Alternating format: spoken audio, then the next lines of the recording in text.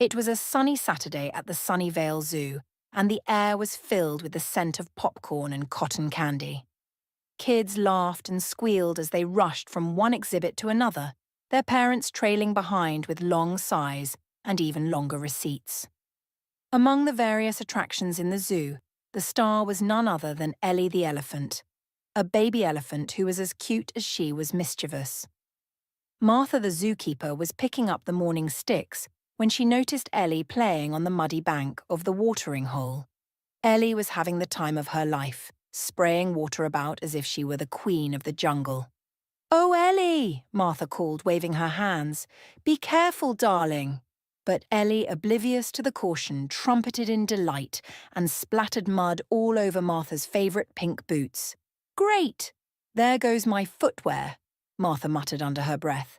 The boots must have been ultra-comfortable, but they now looked like they'd just competed in a mud wrestling match.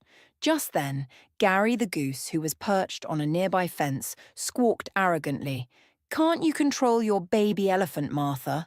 "She's closer to a mud monster than a gentle giant." "Shush, Gary." "She's just having fun," Martha replied, brushing mud off her boots.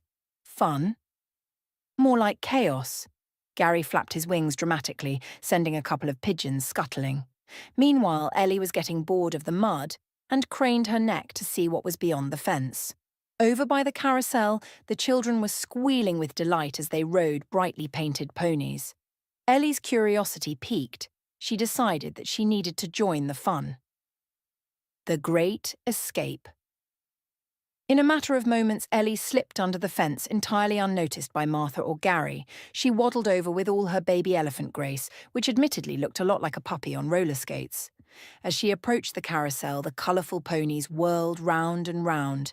Ellie excitedly trumpeted, startling a few nearby children who squealed, then laughed as they gawked at the sight of a baby elephant at their amusement ride. Gary, who had been having a bit of a nap, suddenly bolted upright. "Where is she? Where is that mud monster?" He flapped into action, his feathers ruffled. Tommy the turtle, who had been sunbathing nearby, peered over at Gary. "What's the fuss about, Gary?" "Is it lunchtime already?" "Ellie?" "She's missing." "She's gone off to join the spinny horses," Gary exclaimed, waddling frantically in place. "Relax, Gary." "She's just exploring a bit," Tommy said, his slow, steady voice calming even in a mini crisis. "Exploring? You mean she's gone rogue? We need a plan," Gary exclaimed, his eyes wide. The carousel chaos. Meanwhile, Ellie had decided to mix things up a little. With a playful trumpeting, she bounded onto the carousel, causing the horses to sway dangerously as she climbed aboard, one that was bright pink with sparkles. Children oohed and ahed, thinking it was all part of the show.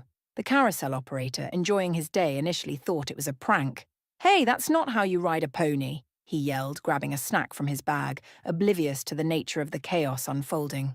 Ellie, sensing the thrill of the moment, began to rock back and forth, and very soon, she was off on her very own elephant-powered carousel ride.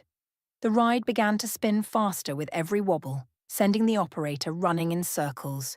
Unusual exercise for a guy whose most stressful decision of the day involved funnel cakes. The rescue mission. Back at the elephant enclosure, Martha was beginning to notice that Ellie was nowhere to be found.